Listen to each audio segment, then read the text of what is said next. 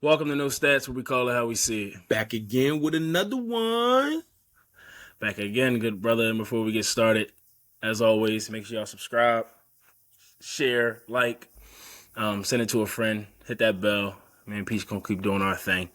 So we ask you to do those. That's all. You know what I'm saying? Again and again, baby. We flowing with the content for y'all. We just need a little love back, baby. Watch the handle, it takes skill. We gotta run it back. We in the field, and you said it exact. You in your field, we looking for the facts. Let's keep it real, yeah, we talking no stats. Yeah, we talking no stats. Yeah, we talking no stats. Sav, man. I know we're I'll say 2 days late. But it's always better late than never. I want to talk about this NBA draft today. Your take on it, a couple of your favorite spots that a couple of these new draft picks landed at. What team do you think won the draft, and a team that you might have thought lost this draft? Just to let that marinate. But take me through some of your thoughts on what you've seen for the NBA draft, bro. I think it panned out kind of the way you expected with Victor, Brandon Miller, which we said that it'll be in Charlotte's best interest because you have LaMelo there, right? Which is a better basketball fit. Scoot going to Portland like we expected, and then the Twins going to round out that top five. I think Walker went a little earlier than I expected with that 6th pick. And then a name that dropped was Cam Whitmore. And I was surprised when he was sliding. But then information surfaced that maybe it was – I heard two different things, though. I heard it was medical, something about medical with his knees. And then I also heard that he wasn't doing good on the individual meetings, individual workouts. I heard that, too. And those conversations with the team. So not sure the reason he slipped. But he got drafted by the Rockets, right? Houston picked him up. Yeah, so I think he'll – come in there. I don't know the impact he'll make because I feel like they have a lot of the same player they on do. that team. But him falling, a guy that I brought up multiple times in our mock draft, who ended up getting drafted to the Memphis Grizzlies, Marcus Sasser. I think that was one of the steals. Yeah, bro. I think that's going to be one of the steals, bro. He got game.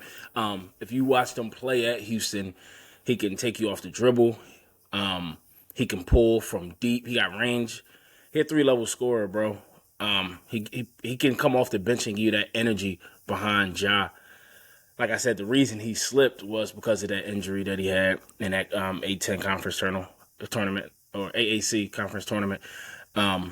But the guy can hoop, bro. So I was glad that he got picked up by a team like that. Yeah. So I was glad that a surprising pick was Jet Howard. I know you was on Jet a lot. But what he went 10th to the Magic? Yeah. I thought they was going to take him later. I thought they was going to take him later. I thought that was early. I like Grady Dick to Toronto. I think, I think that culture fits him. I didn't want to see him go to a team like Detroit or Houston. I think he would have just got outshined and kind of blended. Yeah, lost in that exactly. rotation. That's the word. Yep, he'd have got lost. So I liked him going to Toronto. Nothing really crazy, and nothing out of the ordinary for me at least. I thought I've seen reports that the Lakers wanted Keontae George, and the Jazz snatched him right before. So they end up getting Jalen Hood, Shafino, which I like his game. I don't know, how he'll fit in the rotation because with Dennis Schroeder, I know he's a free agent, and so is D'Angelo Russell. So I don't know how that's going to go. And Brian and AD don't like playing with them young guys anyway. They don't got time for it. They on that mission for that ring immediately. Yeah, exactly. This ain't no daycare. Exactly. But outside of that, bro, Ben Shepherd, we brought him up. The Pacers drafted him. I like that pickup. Yeah, bro. That was pretty much. I thought lastly, I thought Jordan Hawkins went a little early. The Pelicans took Jordan Hawkins. I know they're projecting him to struggle defensively. He's not a top defensive player in this draft, but he can shoot it. Probably the best shooter in this draft. So the Pelicans just took a chance, and I know we spoke on that. They need shooters, so they said we're gonna get our shooter. We're not waiting. Have him back there with, as long as you got him out there with Jose Alvarez, then I don't think they're gonna have too much trouble with that. Right, right. Granddad Auto. But what was your thoughts, bro, on the draft? What did you like? So I know this you got one. I know this is cheesy, but I love Victor going to San Antonio. I'm excited for the Spurs this upcoming season. I'm not saying playoffs, and I'm not saying that they're gonna win 35 games, but just you got that generational talent that's gonna actually turn the franchise in the right direction. And I want to see how this pans out, because they drafted David Robinson, and that was like a franchise piece that took them into drafting Tim Duncan, which was a franchise piece, and just like picking it up, like they have generational talents of the past. Bro, can I say something? What's up? You gonna get mad at me before you continue. You're not on the Wemby. You're not on it. I think I don't know, bro. It's just history's not on that side, bro. With these 7-foot+ European players, big men. From the Darko Milicic to the Sean Bradleys to the, it's a list about 5 of them have come over and just haven't, panned out or been what the league expected them to be. I want to see Victor succeed. I want to see him do well. But I'm of the belief you just got to show me, bro. I do think he's a little light in the ass. My thing is though, bro, not even to cut you off, like Darko and all them guys, I feel like they were like so Stone Age. Even the people of the recent past, like even if you look at the closest comparison, we'll go Chet.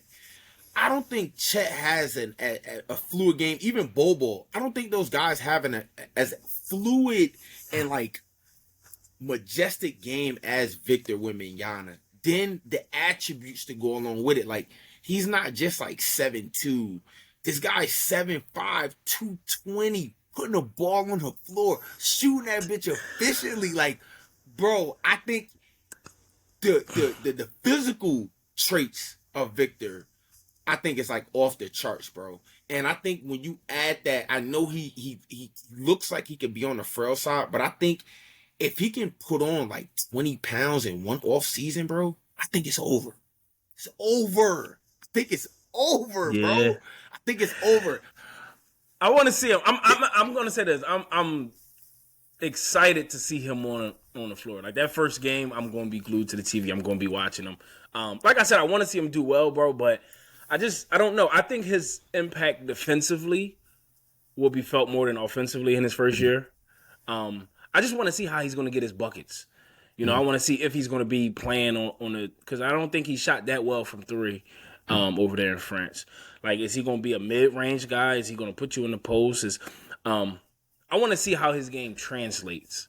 I know we've had some great international players, Jokic and Giannis, being 2 that come to mind off the top, that has succeeded at a high level. But there's been a lot that haven't. You know what I mean? Yeah, it has. And expectations and all that is, and that's what I was gonna say. Like with the expectation, like he's one of the only foreign-born players that have came in to the league with this much hype. Like I think Jokic and Giannis was like diamonds in the rough. Like we didn't think they were gonna be at the ceiling that they're at right now. And then you take Victor, who they already saying that he's gonna be like a hybrid of Kevin Durant and Giannis, and it's just crazy to see. And I'm just excited for him to lay the fucking smackdown on all of the NBA's ass. Another team, bro. Hold on, go ahead. So you think, and we're gonna jump off of Wemby, but you think he's gonna have like a Hall of Fame career? You think he's gonna be? I think he's a top 5 player in this NBA. Yes, in the league. I think he's gonna eventually get the top 5, bro. And I say that because of the way the game is transitioning to.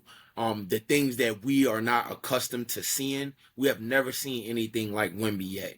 And when he figures it out, and I'm not saying this is gonna happen overnight, but when he figures it out, bro, and he fills out that NBA body, bro, it's over, bro. It's over. 7'6", 220. What my brother June said, first game he's I taking up hope for so. 25 points, 5 threes, 12 rebounds, 3 blocks, 2 steals, Spurs money line. Damn, I hope so, bro. I hope so, bro. I don't know, man. I need to see it to believe it, bro. I need to see it to I believe like it. that. So It's gonna be we're gonna be tracking that. We're gonna definitely be on that. I wanted to point out. I think one of the winners from this year's draft was the Portland Trail Blazers. I think, not moving off Dame as everyone expected, and Dame not being disgruntled. I think that's big for them. Like, he hasn't requested a trade yet. I know he could be throwing, hidden symbols on his lives or some shit like that, with the media be trying to pick at. But I think you draft Scoot as that insurance plan. You maybe can experiment with this backcourt a little bit, see how it goes. And then I think they're gonna trade Anthony Simons. Yeah, I seen something about that too. Oh man, and he's another one that I think has that Jordan Poole type of, get his own keys. We're gonna see him up there as one of the top scorers in the league and stuff. But I love the way Portland came out of this draft. And I'm interested to see what they do going forward. My steal of the draft is not even in the first round. My steal, let me see if I can guess. Let me see if I can guess real fast. Let me see. You probably gonna know because we talk. You know what I'm saying? Mock jab. It popped up in the mock jab. Oh, go ahead then. Say it. I think I know what you're gonna say. Say it. The number 49 pick to the Cleveland Cavaliers, Emoni Bates. Emoni Bates. I think that was a phenomenal steal. The Cavs, you have your point guard. You got Darius Garland. You have your shooting guard and Donovan Mitchell. You have your young power forward and Evan Mobley. You have a veteran center in Jerry Allen. That 3 spot has been your weakness for the last 3 years. No disrespect to the Isaac Okoros, the C.D. Osman, 6-man Carlos LeVert. Now you finally add a guy that I don't necessarily think he'll start, but I think he'll come in. He's going to give good minutes. He's going to be a great spark, a guy that's going to be able to create his own shot. Shit that Cleveland's been missing.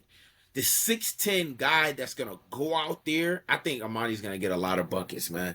I don't want to be too lofty, but I can see 13.4 points average this year, all rookie second team.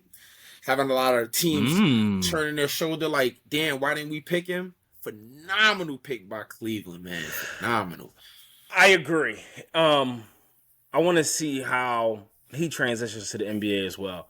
Emoni Bates has a gun. Like, he going to shoot that thing. I don't know if you watched him at Eastern Michigan or even, prior followed him. But he'll jack that thing. So I want to see how he fits into a role, right? Because I feel like Emoni Bates' whole career throughout high school and college, he's had that light to just go score. Go do what you do. We'll figure everything else out and put try to get the team around you. Now he's going to come into a situation where you get in the game, you got to do other things. You got to do little things. You got to play some defense. You got to make open shots, spot up shooting. You're not going to have a ball in your hands. So I do like him. I think he's a hell of a talent, hell of a prospect, but he's also a project. So I would like to see how, the Cleveland Cavaliers organization and Donovan Mitchell as the leader and some of those other leaders on that team kind of bring him on board and how he fits. But definitely a nice grab. I like it, man. I like it. And I'm excited to see what is Cleveland's coach name? I think Bickerstaff? Yeah, Bickerstaff. Bickerstaff's over there. I'm interested to see how he utilizes him. Is he, what spots is you going to have him in? And it's going to be intriguing to see, like how you said, where Emoni picks his spots at.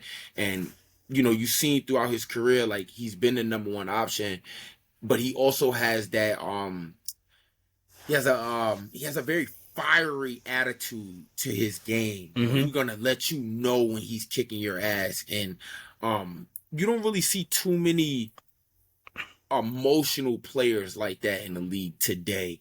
At the heightened level that I've seen him at. So I want to see how his character grows, being in Cleveland, being able to have this opportunity to get to the league with all the adversity that he's been going through. Even though he's been having all this hype around him for years, he's dealt with a lot of adversity in the last like 3 years with the reclassifying, then going to Memphis, falling out of the rotation, his dad pulling him out of, schools and, making his own school. He's always been, he always had that. So it's going to be very interesting to see how he adjusts to this NBA lifestyle and culture, man. Yeah, no, I agree. I agree 100%, bro. And quick note before we wrap up. I wore the Penn State shirt because we had 2 Penn Staters drafted, bro. We had Jalen Pickett and Seth Lundy. Lundy went to the Hawks, and I'm not sure where Jalen went. Shout out to the Staters, man. We He are, went to the baby. Pacers. Second, well, he ended up getting traded to the Nuggets. I like Jalen Pickett, but I think Lundy will have a better career. Jalen Pickett's one of those threes that's undersized and twos that can't really shoot it at that high of a level. He's in that tweener position. But Seth Lundy is a hell of a shooter. The Hawks drafted him. So I like to see how his game translates to the NBA.